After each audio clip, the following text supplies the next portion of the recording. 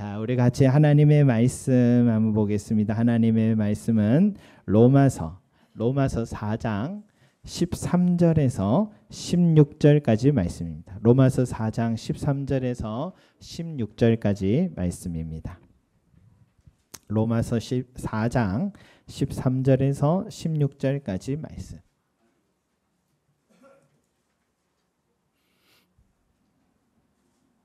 로마서 4장 13절에서 16절까지 말씀입니다. 예, 우리 같이 그러면 한 목소리로 하나님께 올려드립니다. 시작. 아브라함이나 그 후손에게 세상의 상속자가 되리라고 하신 언약은 율법으로 말미암은 것이 아니요 오직 믿음의 의로 말미암은 것이니라. 만일 율법에 속한 자들이 상속자이면 믿음은 헛것이 되고 약속은 파기되었느니라. 율법은 진노를 이루게 하나니 율법이 없는 곳에는 범법도 없느니라.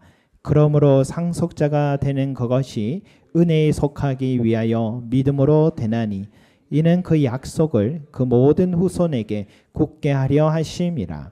율법에 속한 자에게 뿐만 아니라 아브라함의 믿음에 속한 자에게도 그러하니 아브라함은 우리 모든 사람의 조상이라. 아멘.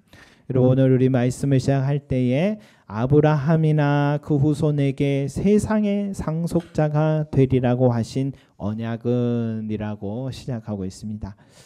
여러분, 하나님은 아브라함에게 세상의 상속자가 되리라라고 약속하셨어요. 언제 하셨냐? 바로 이삭을 제물로 바치라는 시험을 통과했을 때, 그 시험을 잘 통과했을 때, 믿음으로 통과했을 때 하나님은 아브라함에게 약속하셨는데, 우리 말씀 한번 올려주시기 바랍니다. 창세기 22장 17절 18절 말씀인데 우리 함께 읽어보겠습니다. 시작.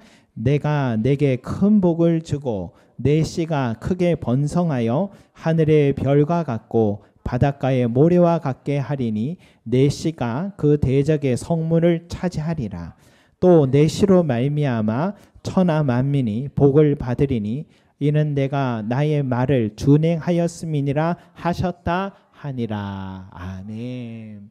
바로 이 복을 주셨는데, 여러분, 이 약속, 정말 하나님이 이렇게 아브라함에게 주겠다는 약속이 정말 이루어졌을까? 우리는 한번 말씀을 통해서, 역사를 통해서 한번 확인해 보겠습니다. 여러분, 이 약속은 500년이 지나니까 이제 뚜렷이 시작되기 시작했습니다. 한번 말씀 계속 조금 띄워주시면, 아브라함은 아내 사라의 여종인 이 하란을 통해서요 이스마엘을 먼저 낳죠. 이삭 낳기 전에 이스마엘을 낳았습니다. 또 이삭을 통해 야곱을 낳고, 야곱은 12명의 아들을 낳았고, 야곱은 이런 줄 알았던 그 요셉이 애굽의 국무총리가 되더니 야곱의 모든 자식들이 애굽의 고센 땅에 살게 되어서 그곳에서 한 400년이 지나니까 야곱의 다른 이름인 이스라엘이란 큰 민족을 이루게 됐습니다. 큰 민족을 이루게 됐으니까 저 첫 번째 내 씨가 크게 번성하여 하늘의 별과 같고 바닷가의 모래와 같게 하리니 라는 말씀은 분명히 이루어졌다라고 볼 수가 있죠. 그 다음에 내 씨가 그 대적의 성문을 차지하리라 라는 말씀을 우리도 말씀을 통해서 보면, 여호수아서의 말씀들을 보면 가나안 땅을 정복할 때 수많은 대적들의 성문을 여러분 정복하고 차지하는 그런, 가깝게는 그런 현상들을 우리가 볼 수 있었고요. 또 영적으로는 아브라함의 후손인 예수 그리스도의 십자가 사건으로 사망 권세를 이기신 바로 그러한 역사를 우리는 알고 있습니다. 마지막으로 내 씨로 말미암아 천하 만민이 복을 받으리니 이는 내가 나의 말을 준행하였습니다. 여러분, 천하 만민이 이제는 그 복이 천하 만민으로 확대되고 있어요. 아브라함의 후손은 예수 그리스도를 믿음으로 말미암아서 이제는 유대인만이 아니라 온 세상 모든 사람들이 아브라함의 후손이 됐으니 천하 만민이 복을 얻게 되었다라는 약속도 성취가 되었다라고 할 수 있습니다.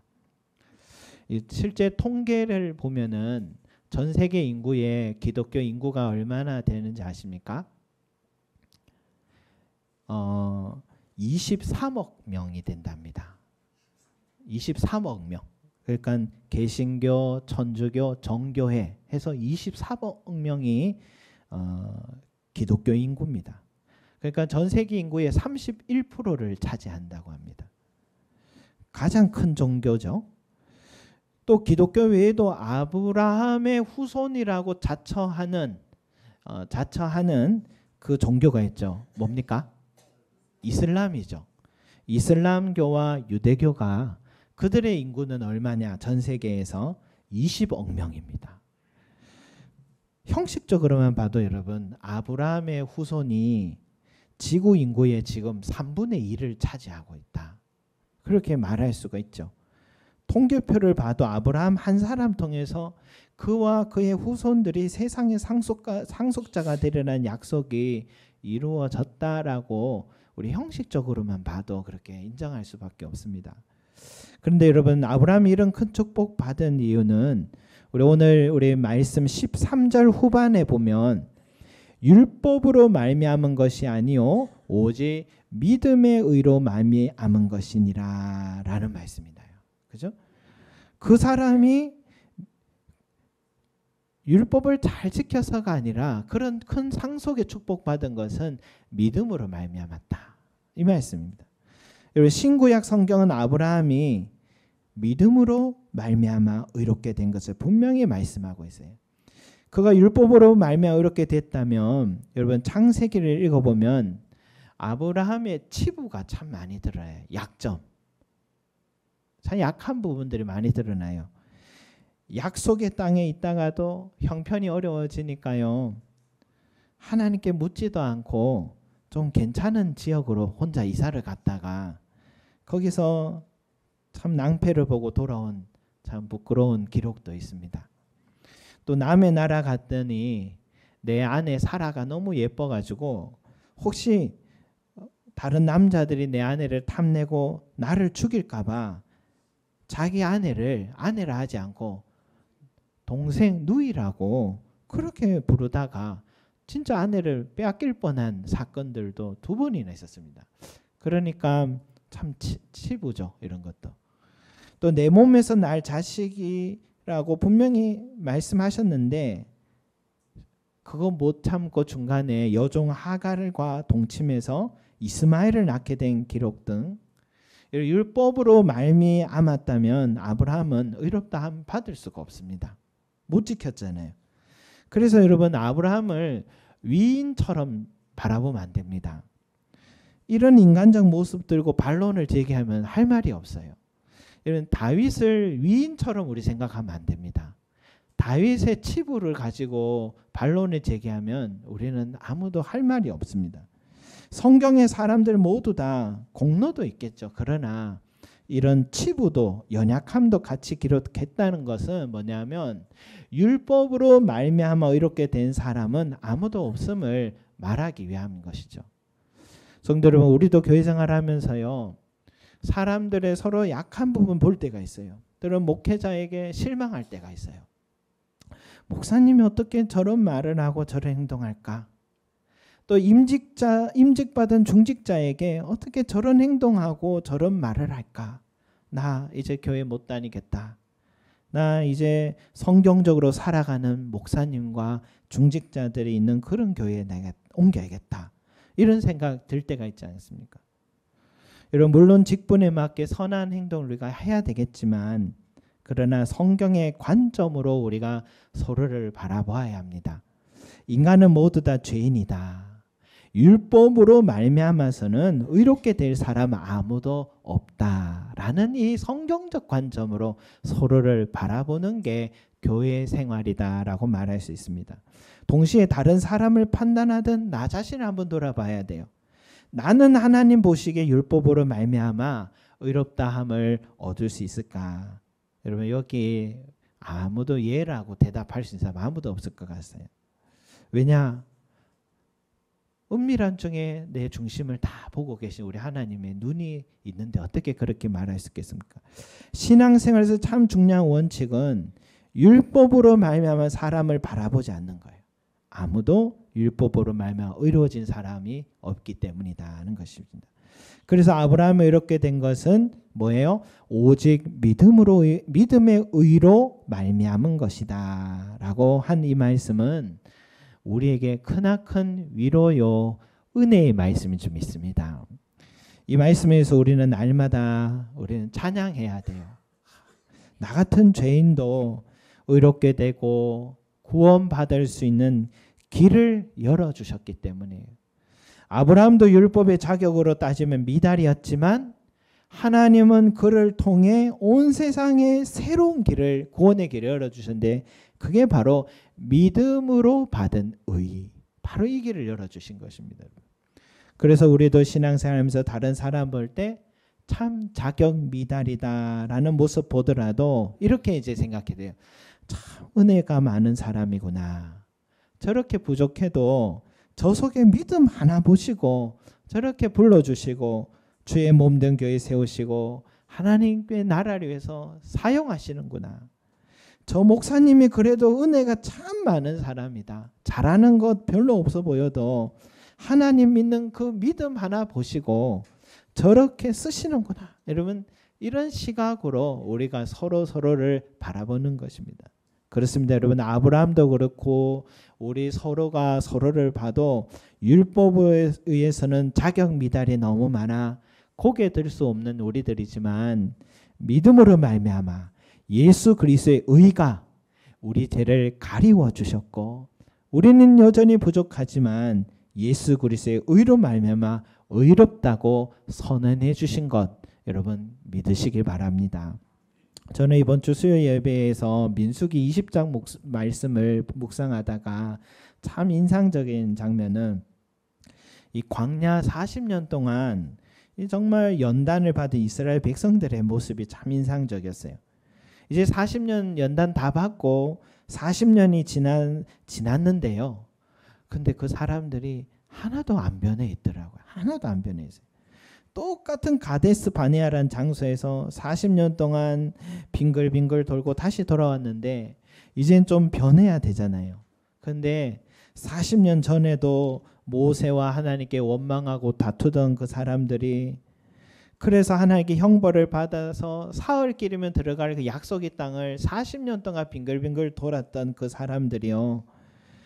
이제 1세대 사람들은 광야에서 다 죽었는데 그런 시간을 갖게 하는 것은 불신에 대한 책벌이기도 하지만 이제는 깨닫고 변화라는 하나님의 메시지잖아요. 그런데도 그렇게 율법을 지켰고 연단받고 신비한 체험 많이 했는데도 40년 후에 다시 그 가데스 바네아에 도착했는데 또 물이 없다고 또 모세와 하나님께 원망하고 다투는 그 모습 보면서 참 성경 공부 많이 한다고 훈련과 연단 많이 한다고 신비한 체험 많이 받았다고 사람이 의롭게 만드는 것은 아니구나 다시 한번 깨닫게 됐어요.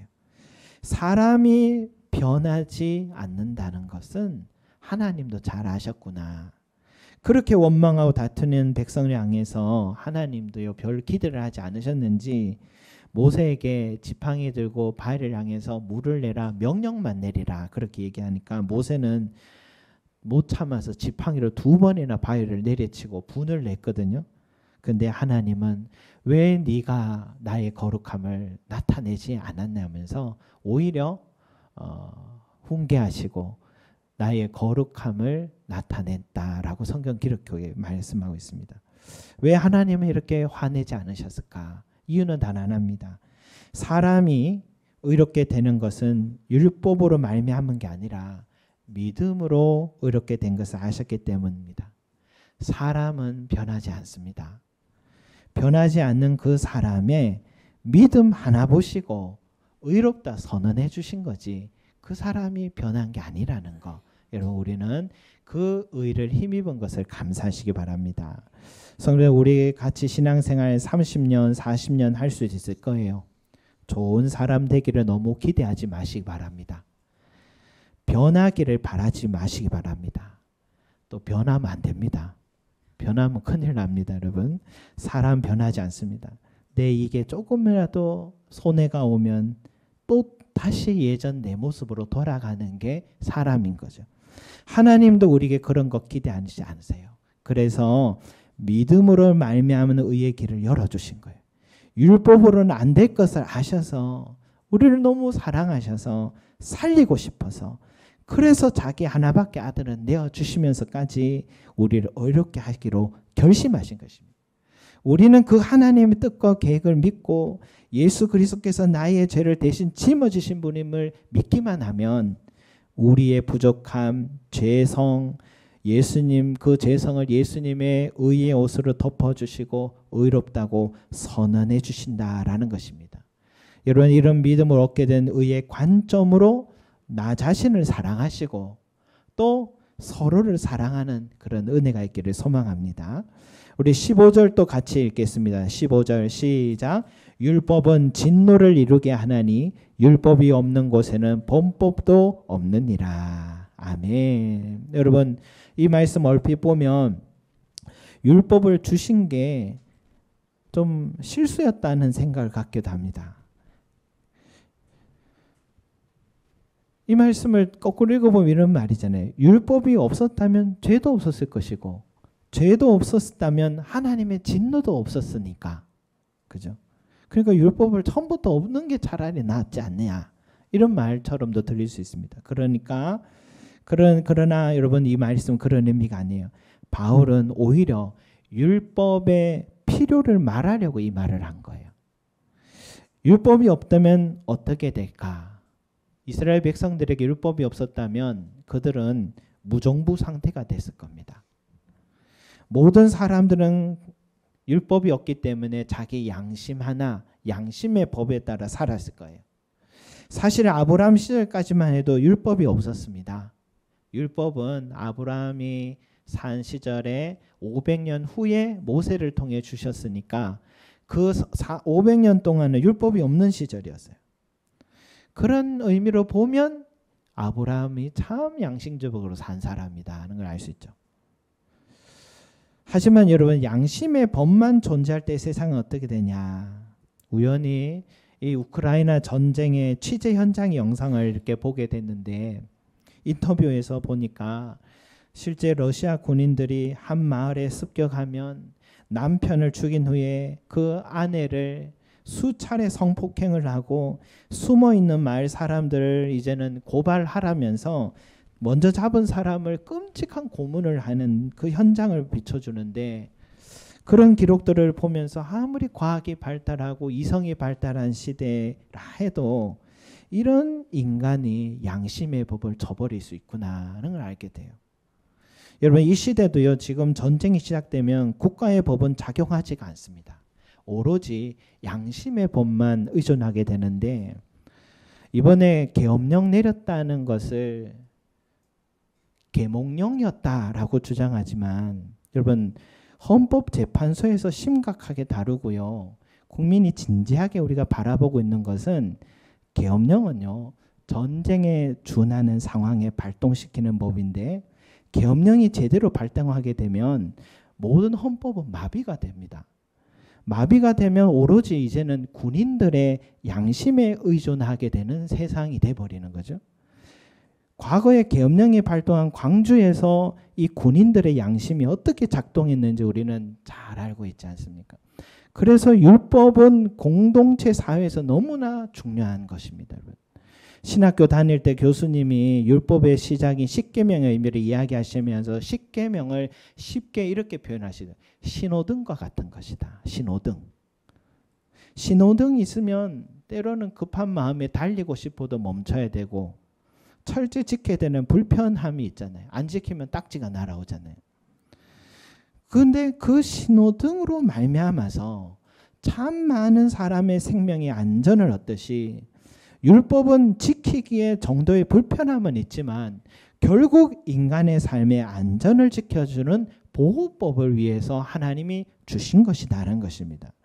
율법이 있기 때문에 인간다운 삶을 살게 해줬고 도덕법으로 인해서 타인과 공동체가 더불어 살아가는 길을 열어주는 게 바로 율법의 목적이었다는 것이죠.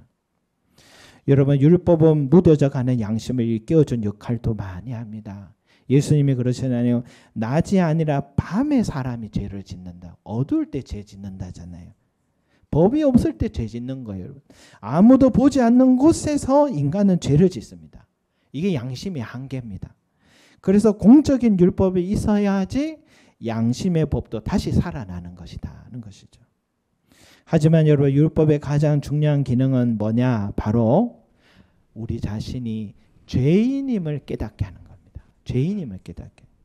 구약 성경을 읽지 않아도 된다고 주장하는 사람들이 간혹 있어요.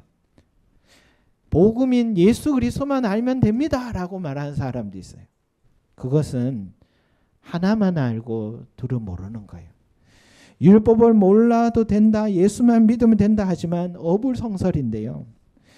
율법이 없는 곳에 범법도 없느니라라는 이 말씀은 율법의 기능을 폄하하는 말이 아니라 율법의 중요한 기능을 말하는 거예요. 뭐냐? 율법이 있어야, 율법을 우리가 깨닫고 배워야, 율법을 우리가 한번 지켜보려고 노력해봐야 우리가 얼마나 죄인인가를 깨닫게 되기 때문인 것입니다. 율법 앞에 내 자신을 바라보면 가망 없는 내가 죄인임을 깨닫게 해주는 것이 율법의 최고의 기능이었던 것이죠. 율법이 없었다면 범법도 없었느라는 말씀처럼 율법이 없었다면 나는 죄인인지 전혀 모르고 살았다는 것입니다. 그나마 내가 죄의 깊은 수렁에 빠져 호적거리는 죄인임을 깨달은 자만이 손을 내미는 거예요. 살려주십시오. 오라 나는 공고한 사람이로다. 이 사망의 몸에서 누가 나를 건져내랴. 바울도 우리와 똑같이 변하지 않는 인간, 죄의 무게에 짓눌려 무기력한 인간, 오늘 다짐했지만 내일 되면 또 넘어지는 연약한 인간, 초라한 자신을 향해서 그 깊은 내면에 심는 절규의 소리가 오라 나는 공고한 사람이로다. 이 사망의 몸에서 누가 나를 건져내랴. 자기의 죄성을 발견하는 거예요. 이것이 율법이 우리에게 주신 하나님의 뜻입니다. 율법을 통해 죄의 무기력한 나 자신을 발견한 사람만이 하나님을 향해 손을 내미는 거예요. 주님요, 이 손 꼭 잡고 가십시오. 약하고 피곤한 잇몸을 폭풍우 흑암 속 헤쳐주셔서 빛으로 손잡고 날 인도하여 주시옵소서 하고 하나님을 향하여서 두 손을 내미게 되는 것입니다. 그래서 그 손을 내밀었을 때에 바울은 이렇게 외치죠. 우리 주 예수 그리스도로 말미암아 하나님께 감사하리로다. 우리 예수 그리스도로 하나님께 감사하리로다. 내가 죄인임을 깨닫고 공고함에 빠졌을 때 이 율법은 나를 예수 그리스도께로 인도해 줬고 율법과 선지자들은 모두 다 한 목소리로 예수 그리스도를 바라보라, 바라보라라고 우리에게 말씀해 주었던 것입니다. 너가 의로워지려고 율법을 지켜보려고 해도 안 되지? 그래서 주님이 오신 거야.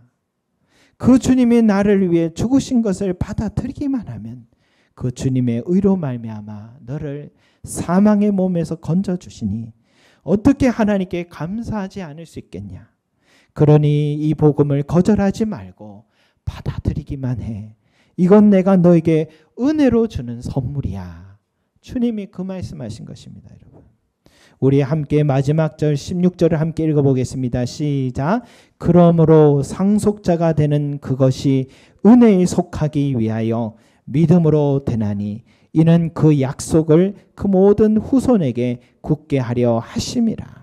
율법에 속한 자에게 뿐만 아니라 아브라함의 믿음에 속한 자에게도 그러하니 아브라함은 우리 모든 사람의 조상이라. 아멘. 성도 여러분, 믿음으로 의롭게 된 길은 은혜입니다. 은혜입니다. 율법을 잘 지킨 내 노력이 아니라 은혜의 상속자가 된 것을 여러분 감사하시길 바랍니다. 그리고 우리는 그리스도인이 되어도요 여전히 바뀌지 않는 죄인임을 보게 될 것입니다. 그럴 때마다 마귀는 슬며시 다가와서 거봐라. 너가 그러고도 구원받은 자라고 말할 수 있겠냐?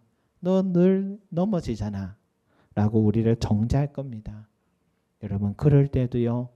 기죽지 마시고 당당하게 이렇게 외십시오. 그래 마귀야. 나 원래 그런 사람이다. 어쩔래? 하지만 내 모습이 이대로 예수 그리스도로 말미암아 의롭다함을 받은 것을 나는 믿어. 그러니 좀 비켜줄래? 하시고 당당하게 일어나서 또다시 여러분 그 걸음을 걸어가시기 바라겠습니다. 마귀뿐만 아니라요. 그 어느 누가 나를 비방하고 내 연약함 보고 손가락질 해도요. 우리가 의롭게 된 것은 행함이 아니라 믿음뿐이라는 것을 꼭 기억한다면 나는 여전히 죄인이며 주님의 은혜가 필요한 자임을 기억한다면 세상의 소리 들리지 않고 오로지 주님만 의지하고 바라보게 될 줄 믿습니다. 그 주의 손잡고 항상 걸어가시기를 소망합니다. 우리의 믿음 하나 보시고 은혜로 상속자가 되게 하신 그 주님이 우리와 함께 하심을 믿으시기 바랍니다. 기도드리겠습니다. 사랑과 은혜가 풍성하신 우리 아버지 하나님, 우리를 믿음 안에서 참 이렇게 상속자, 은혜로 상속자 되게 하여 주심을 감사드립니다. 참 부족한 것 많습니다.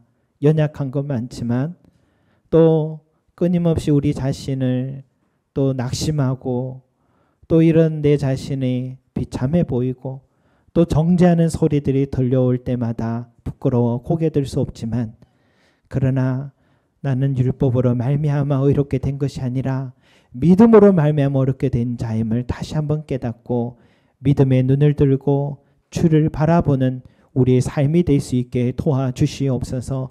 오늘도 아버지 하나님 우리는 죄인입니다. 그래서 주님 바라봅니다. 주님 손잡고 가게 하여 주시고 그 손 꼭 붙들고 주의 은혜로 말미암아 또한 의롭게 되고 은혜로 말미암아 살아간다는 것